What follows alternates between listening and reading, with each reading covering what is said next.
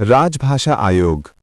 राजभाषा आयोग official language commission Bharat में हिंदी को संघ की राजभाषा के रूप में लागू करने और इसकी प्रगति की समीक्षा करने के लिए गठित एक संवैधानिक निकाय है। ये भारतीय संविधान के अनुच्छेद 344 के तहत स्थापित किया गया है। राजभाषा आयोग का गठन हिंदी और अन्य भारतीय भाषाओं अष्टम अनुसूची में शामिल के उपयोग को प्रोत्साहित करने, साथ ही अंग्रेजी के सहायक उपयोग को व्यवस्थित करने के लिए किया जाता है।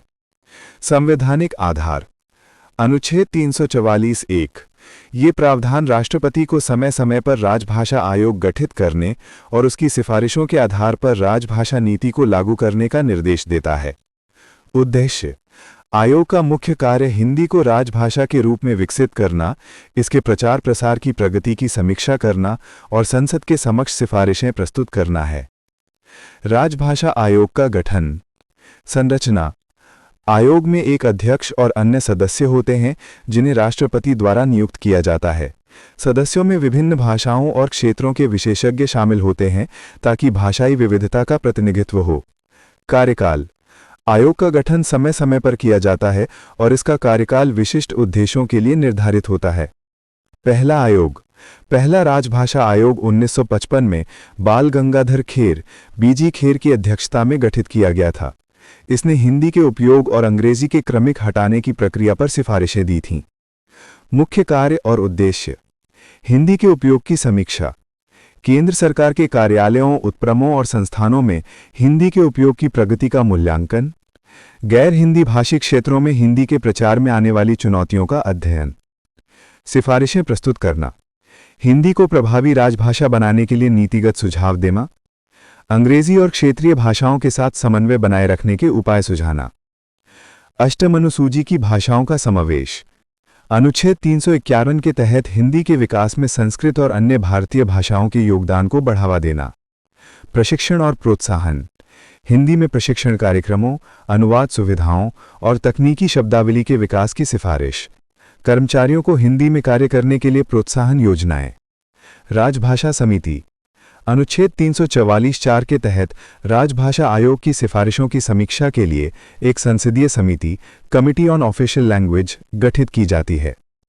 इस समिति में 30 सदस्य होते हैं, 20 लोकसभा और 10 राज्यसभा से, जो आयोग की सिफारिशों का विश्लेषण करती है और संसद को अपनी रिपोर्ट प्रस्तुत करती है। ये समिति सुनिश्चित करती है कि हिंदी का प्रचार गैर हिंदी भाषी क्षेत्रों में जबरदस्ती न थोपा जाए। भारतीय एकता में भूमिका। भाषाई समन्वय।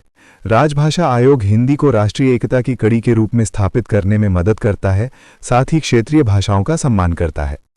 सांस्कृतिक एकीकरण। हिंदी और अष्टम अनुसूची की भाषाओं के समन्वय से भारत की सांस्कृतिक विविधता को बढ़ावा मिलता है। प्रशासनिक सुगमता। आयोग की सिफारिशें केंद्र सरकार के कार्यों में हिंदी और अंग्रेजी के उपयोग को व्यवस्थित करती हैं। प्रतियोगिता परीक्षाओं में प्रासंगिकता।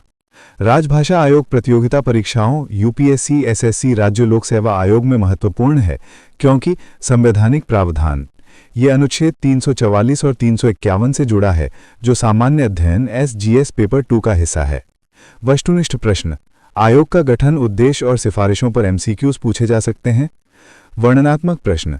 राजभाषा नीति हिंदी का प्रचार और भाषाई समन्वय पर निबंध या लघुत्तरीय प्रश्नों में प्रासंगिक। साक्षात्कार। भाषा नीति राष्ट्रीय एकता और सांस्कृतिक विविधता से संबंधित प्रश्नों में उपयोगी। सामाजिक मुद्दे। भाषाई विविधता और एकता के संदर्भ में आयोग की भूमिका महत्वपूर्ण है। निष्कर्ष। राजभाषा आयोग हिंदी को संघ की राजभाषा के रूप में प्रभावी बनाने और इसके प्रचार प्रसार की प्रगति की समीक्षा करने में महत्वपूर्ण भूमिका निभाता है।